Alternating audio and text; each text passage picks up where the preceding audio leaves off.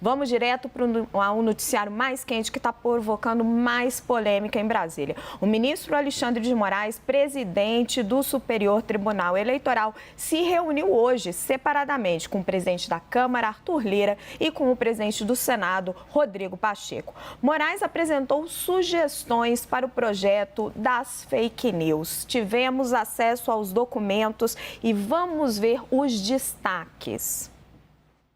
Nesse primeiro ponto, vou destacar para vocês o que Moraes está dizendo sobre a responsabilização das plataformas. Moraes está colocando aqui no texto. Vou pedir o meu pessoal para ver se eles conseguem aproximar para nós. Ele está dizendo que as plataformas elas têm que ser responsabilizadas civilmente. Aqui, pronto. Ele está dizendo que os provedores de redes sociais e serviços de mensagem privada serão solidariamente responsáveis, civil e administrativamente, por conteúdos direcionados por algoritmos impulsionados e publicitários, cuja distribuição tenha sido realizada mediante pagamento. Traduzindo para vocês, Moraes se alia com o governo federal, com o ministro da Justiça, Flávio Dino, que querem dar uma punição mais rígida às plataformas. Na proposta do relator, do deputado Orlando Silva, ele fala apenas em punição administrativa, em punição por multas. Vou trazer para vocês o segundo trecho que eu separei, que eu acho que é ainda mais delicado no debate público. Moraes está repetindo nas suas sugestões aquela resolução que ele usou muito nas eleições de 2022 para combater fake news. Em um artigo dela, olha lá o que diz: a produção sistemática de desinformação, caracterizada pela publicação contumaz de informações falsas ou descontextualizadas sobre o processo eleitoral, autoriza a Justiça Eleitoral a determinação de suspensão temporária de perfis, contas ou canais mantidos em mídias sociais, observados os requisitos, prazos e consequências dispostos no artigo anterior, que vai tratar de todas essas questões. Na prática, o que o ministro Alexandre de Moraes está pedindo ao Congresso Nacional é: transformem em lei os superpoderes que o TSE teve, que ele teve nas eleições para derrubar perfis, derrubar links. Lembrando, na época, foi muito questionado pela oposição, foi questionado até por analistas independentes, por um editorial do jornal New York Times, mas também tem muita gente que diz que foi fundamental para garantir a lisura do pleito. E vamos agora, no Congresso Nacional, o presidente da Câmara, Arthur Lira, e os líderes partidários chegaram a um acordo para votar ainda hoje o pedido de urgência do projeto de lei das fake news. Depois que a gente trouxe a posição do Alexandre de Moraes, que entrou hoje nesta briga, nessa discussão, vou chamar a repórter Tainá Farfan para trazer os detalhes para nós de como é que está a discussão no Congresso Nacional. Oi, Tainá, boa noite. Oi, Raquel, muito boa noite para você e para quem está acompanhando a gente aqui na CNN. Por aqui, os deputados devem votar hoje a urgência e ficou para a semana que vem o mérito desse PL das fake news. Pelo menos esse foi o acordo fechado hoje na reunião de líderes que aconteceu na residência oficial do presidente da Câmara, Arthur Lira. Nessa reunião, o deputado Orlando Silva, relator dessa proposta, apresentou os principais pontos da última versão do texto aos deputados. O que eu consegui apurar com esses líderes que participaram desse encontro é que ainda há pelo menos 2 pontos polêmicos que precisam ser debatidos até semana que vem, o dia da votação desse mérito. A princípio está previsto para terça-feira. Um desses pontos é o que trata do órgão regulador, que, pelo que líderes me disseram, está a cargo do governo federal nesse texto, que foi apresentado hoje por Orlando Silva. Esse ponto ainda não tem acordo. E o outro ponto é em relação a uma reivindicação para adicionar direitos autorais nas plataformas. Também é outro ponto polêmico que vai ter que ser debatido mais para frente. Fato é que hoje deve ser aprovado por consenso essa urgência no plenário da Câmara dos Deputados. Deputados, que leva o texto para análise diretamente em plenário. E para a semana que vem deve ficar, então, a apreciação desse mérito, enquanto Orlando Silva apara aí os últimos pontos, as últimas arestas em relação a esse texto. Fato é que não tem um consenso em relação a esse texto, viu? Ele deve ser aprovado, essa é a avaliação do presidente da Câmara, Arthur Lira. Ele já afirmou que vai sim levar esse texto para a votação na semana que vem de qualquer jeito, mas há reivindicações por parte da oposição, também por parte daquelas empresas de Big Techs. Hoje nós vimos o presidente do Tribunal Superior Eleitoral, o ministro Alexandre de Moraes, trazendo os principais pontos aqui. Ele se reuniu por mais de uma hora com o presidente da Câmara, Arthur Lira. Vamos ver quais ajustes o deputado Orlando Silva, relator desse texto, vai fazer no mérito dessa proposta até semana que vem. E a gente, claro, vai acompanhar bem de perto. Volto com você no estúdio, Raquel. Obrigada, Tainá. Boa noite para você aí em Brasília. Os deputados da oposição que são contra o projeto das fake news. Esse bloco de oposicionistas alega que o projeto representa um retrocesso à liberdade de expressão. O deputado Ricardo Salles foi sucinto no pedido e escreveu, abre aspas, não ao PL da censura. Fecha aspas. Já o deputado Kim Kataguiri argumentou que o governo quer acabar com as redes sociais. Hora do nosso debate. Boris Casoy, vou começar com você. Alexandre de Moraes está pedindo ao Congresso que garanta em lei os seus superpoderes ou, de quem sentar na sua cadeira, do próximo presidente do TSE durante as eleições. Vai conseguir? Raquel, boa noite a todos. Eu acho que esse projeto nunca vai alcançar um consenso.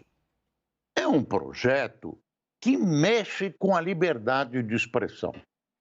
Eu suspeito que esse instrumento possa ser usado a favor do governo, contra o cidadão, a favor do Estado, contra o cidadão. Essa é uma premissa de análise.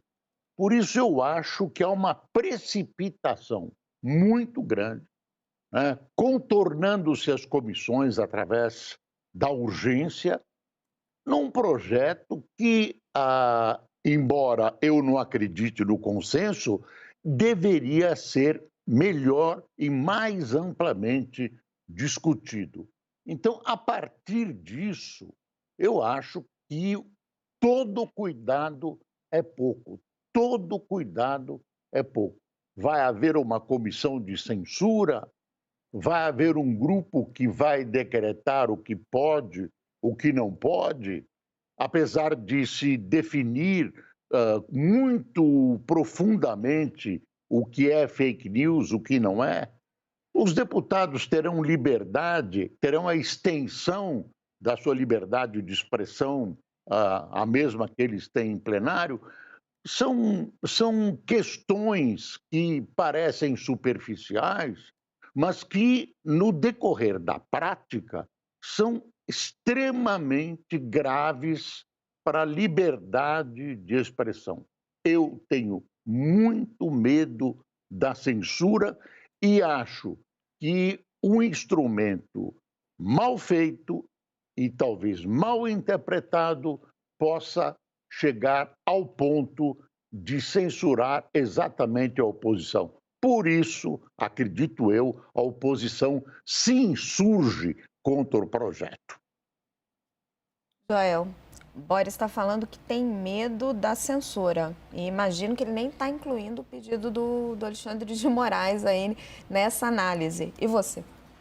Olha, eu acho que é uma questão que sempre está presente nessa discussão, sempre que a gente fala de moderação por lei de conteúdos, Por exemplo, foi citado aí o conteúdo acerca das eleições, com mentiras ou até mesmo fatos descontextualizados, que é algo que, para você dizer que um fato, embora literalmente verdadeiro, mas está sendo usado de forma descontextualizada, exige toda uma interpretação ali que facilmente pode ser levada para um lado da luta política. Portanto, é um risco. É um risco de censura. O que eu acho que a gente está olhando, às vezes, para a direção errada, é que, em vez de se preocupar tanto com quais os conteúdos que devam ser controlados, e aí acho muito difícil ver algum tipo de conteúdo cujo debate deveria ser, assim, banido.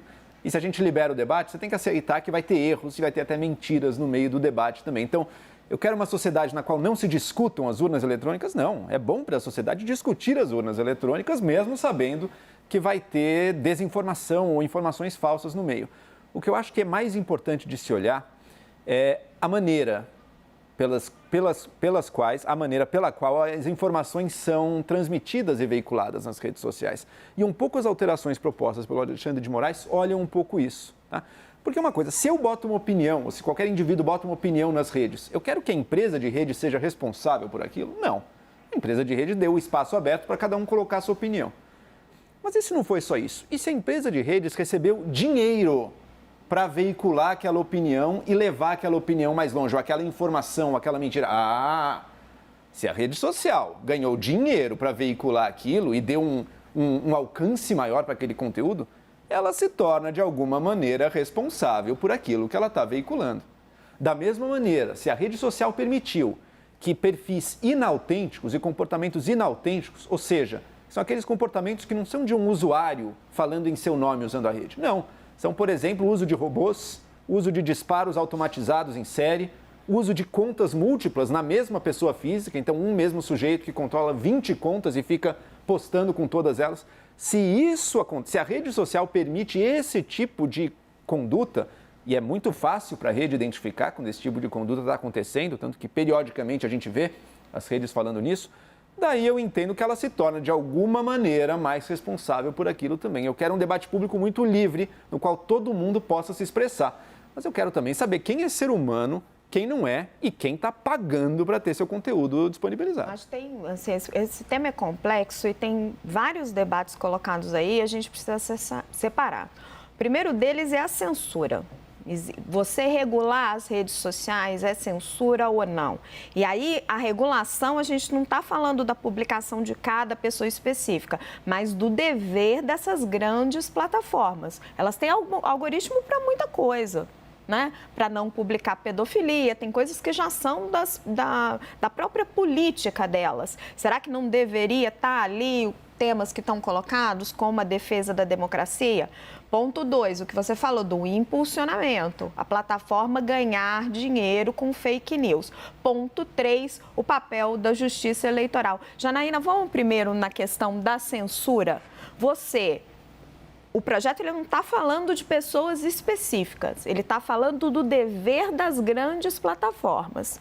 Exigir que essas empresas, sob pena de multa ou eventualmente responsabilização civil, elas sejam responsáveis pelo que num conjunto, não ao longo do tempo, as pessoas publiquem de conteúdo falso, é censura ou essas empresas têm uma responsabilidade diante da sociedade? Então, aí nós temos vários pontos, né, a abordar, porque na medida em que responsabiliza a plataforma, também confere poder a essa plataforma. Então, quem nessa plataforma vai monitorar? Quando o ministro vai ao Congresso e leva uma sugestão de alteração do projeto, que, a bem da verdade, nós nem sabemos qual é a versão atual, porque uma vez proposto, o projeto passa por uma série de alterações e mesmo entrando no trâmite no Congresso, é muito difícil saber qual é a última versão. Então, nós temos uma versão que vai sofrer as sugestões de alterações do ministro. E eles vão votar a urgência sem saber qual é o texto final que vai para o plenário a semana que vem. Então, qual seria o certo? O ministro levou essas sugestões? Vamos olhar as várias versões. Se os líderes, se os congressistas forem aceitar essas sugestões, vamos fazer uma compilação e, haja vista a importância do tema, tornar público o projeto final para que a população possa debater, para que as redes possam debater, para os professores possam debater, os usuários possam debater, porque da maneira como está sendo feito, não tem transparência. Nós não sabemos, afinal, qual é o texto cuja urgência vai ser votada esta semana e não, que será hoje, a urgência hoje, que será e que hoje. Será o mérito semana que vem. Espero que consigam obstruir. Eu espero que consigam obstruir. E o mérito na semana que vem. Como criticar? Tem um outro ponto com relação às sugestões do ministro. O ministro é um professor de direito, é um jurista, é um cidadão brasileiro que tem todo o direito de se manifestar e fazer propostas. Mas não podemos esquecer o peso do ministro. A gente pontuar que as sugestões são do TSE, foram entregues por ele, mas enfim. Mesmo do TSE. O TSE hoje julga as contas de todos os parlamentares que foram eleitos. Então, não é uma sugestão de qualquer órgão. É a sugestão do órgão que está analisando as contas, as campanhas dos parlamentares todos. É a sugestão do órgão que, daqui 4 anos ou 8 anos, analisará novamente os processos desses mesmos parlamentares. Então, qual é a liberdade que o parlamentar tem de não acatar essas sugestões? Vou além. Alguns dos ministros, né, do TSE são também ministros do Supremo, que são, né, competentes, o Supremo é competente para julgar eventuais crimes atribuídos a esses parlamentares.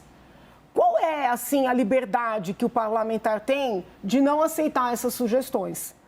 Então, eu também tenho dúvidas respeitosas sempre sobre essa chantagem, né, Janaína? Essa chantagem. Os poderes são independentes, gente. Se o parlamentar não quiser, ele não vota. Ué. Mas não é... Se o relator, se o Orlando Silva não quiser, ele não insere no texto. O peso, né, dessa sugestão, ele é um peso muito grande.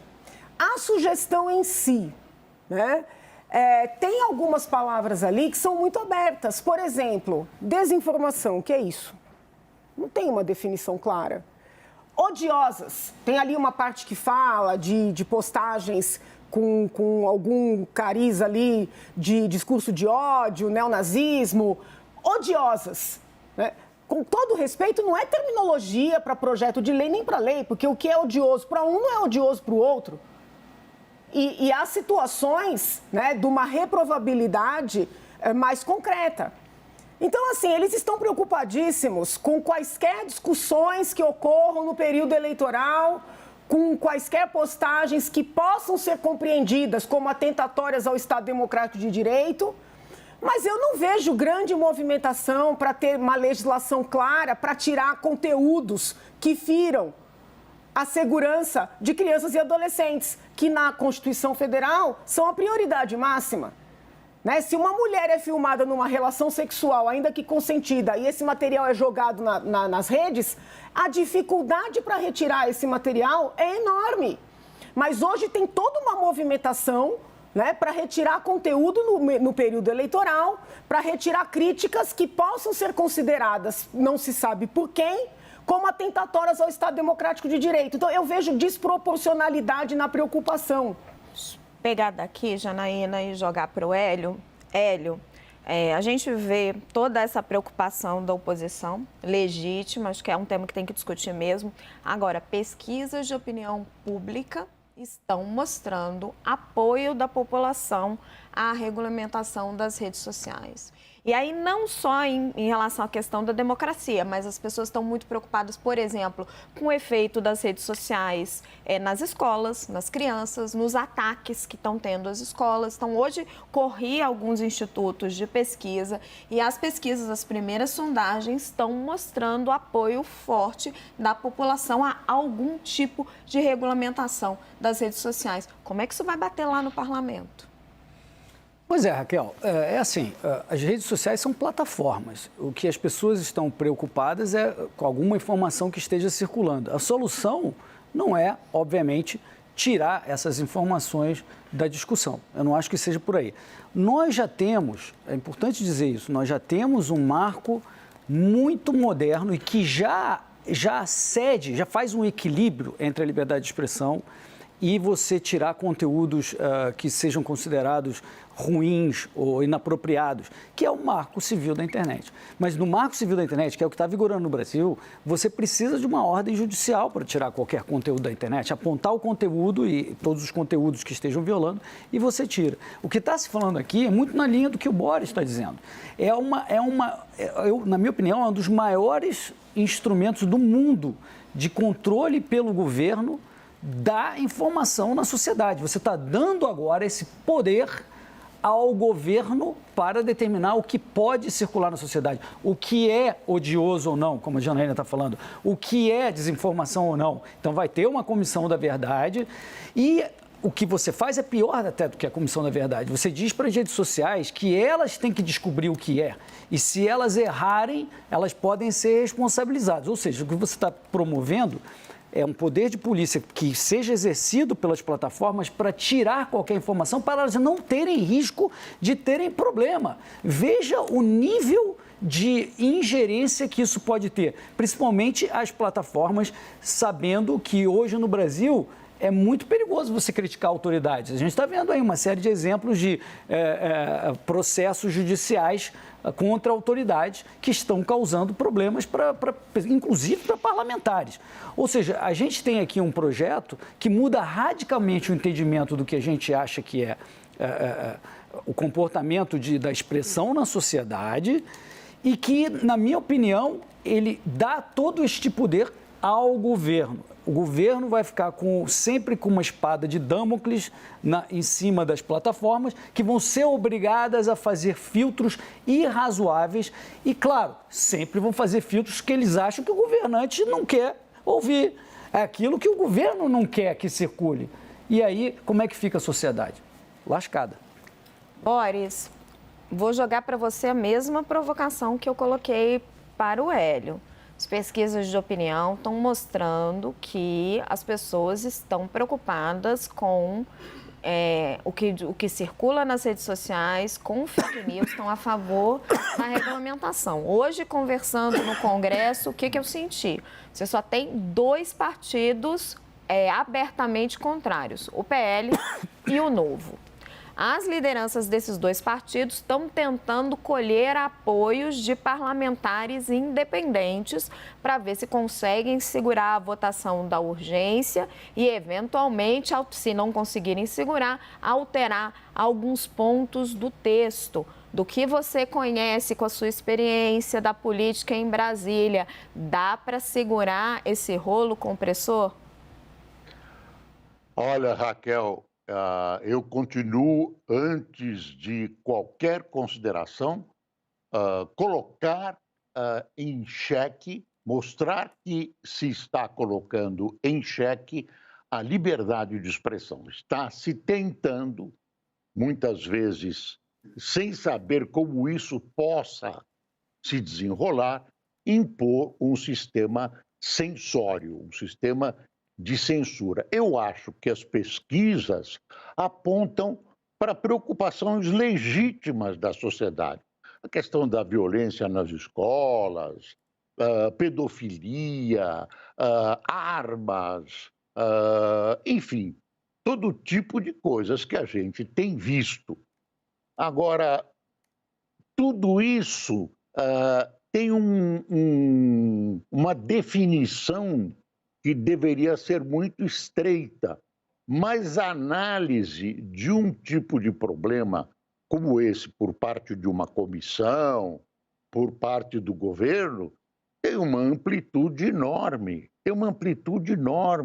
As palavras aí se alargam, se estendem de acordo com a vontade do freguês. Muitas vezes na minha vida de jornalismo, vou citar um caso. Uma vez eu era editor-chefe da Folha, me liga um comandante da Polícia Militar Paulista. E ele achou absolutamente inconveniente, e eu não sei como o governo agiria nesse caso, porque não tem pornografia, não tem violência, mas ele achou inconveniente para o Brasil, segundo ele, que nós discutíssemos os salários das PMs em todo o país. Porque a PM paulista tinha, naquela época, provavelmente os salários mais baixos de todas as PMs nacionais, o que poderia ocasionar um tipo de protesto que ele achava indesejável. Tivemos um exemplo recente na legislação australiana, e a Austrália é uma democracia, de uma decisão que não quis revelar uma atitude violenta da polícia australiana contra algumas pessoas, porque era inconveniente, era ruim para o país. Não é exatamente fake news, mas eu estou tentando mostrar que é possibilidade de você alargar a compreensão, o entendimento desses fatos e domá-los à sua vontade. E eu também não vejo e coloco para a mesa a seguinte questão: por que tanta pressa? O que está atrás dessa pressa? Qual é o motivo que leva a essa corrida em direção a resolver com tanta pressa uma questão tão delicada?